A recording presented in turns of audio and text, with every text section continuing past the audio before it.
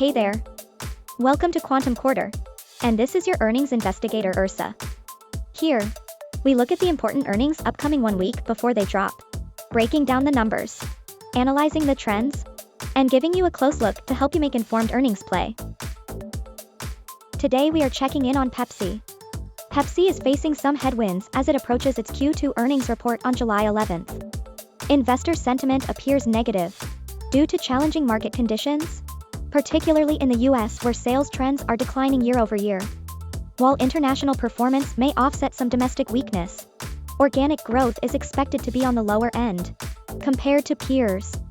The company is dealing with a tough economic environment, which could impact consumer spending on beverages and snacks. Despite these challenges, some analysts see potential for improved performance in the longer term and view the current stock price as an attractive entry point. Pepsi's ability to manage costs and maintain its guidance will be closely watched by investors. So, let's take a step back and look at how the firm's past earnings surprises have impacted its stock price relative to the broader market. The firm has consistently delivered earnings beats, but the market's reaction has been mixed. In July 2023, a 6.6% earnings beat led to a 1% relative increase in the firm's stock price. Then, in October 2023, a 4.7% earnings beat surprisingly resulted in a minus 0.3% relative decrease. Fast forward to February 2024, where a 3.5% earnings beat led to a minus 2.4% relative decline. Most recently, in April 2024, a 5.9% earnings beat translated to a 3.2% relative increase. The key takeaway here is that while the firm has consistently exceeded earnings expectations, the market's response has been unpredictable. This highlights the importance of considering other factors beyond just earnings surprises when evaluating the firm's stock performance. The firm's stock price has been on a wild ride in the last quarter. The lowest price was $161.54, while the highest price reached $181.98. The point of control, which is the price level where the stock spent the most time, was around $172. This tells us that the stock has been trading within a relatively tight range, with some significant swings. Looking at the data, we can see that the stock started strong, reaching highs around 179 in early May.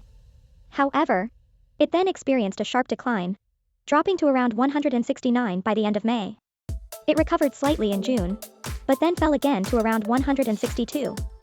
Since then, it has been trading in a narrow range, with some small ups and downs.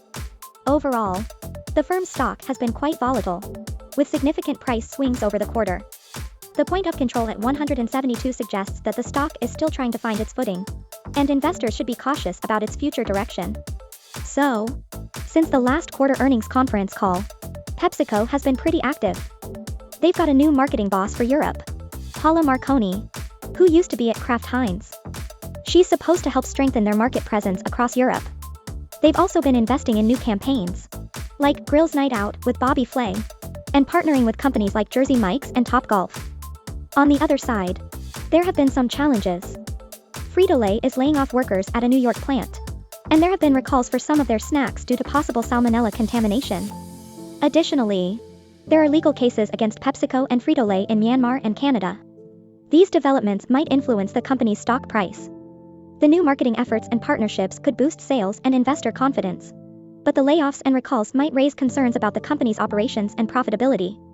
Here's a quick rundown of the firm's financials from last quarter. The firm's revenue growth is flat, which might be a concern. Profit margins are decent at 10%, indicating the firm is managing its costs fairly well. The quick ratio is a bit low at 0.6, suggesting liquidity might be an issue. The price-to-book ratio is quite high at 11.7, which could mean the firm is overvalued. The forward PE is 19.8, which is relatively high, indicating investors expect significant growth. The current price is $163.60, which is close to the 52-week low of $155.80. Trading volume is moderate at 5 million shares over 10 days. The float shares are substantial at 1 billion, and short sellers make up a small percentage at 1.4%. Top holders control about 32% of the shares, and insiders sold at $179.01, which might be a red flag. That's it for today's earnings preview. Share your thoughts in the comments below. Don't forget to like, subscribe, and hit the notification bell for more insights from Quantum Quarter.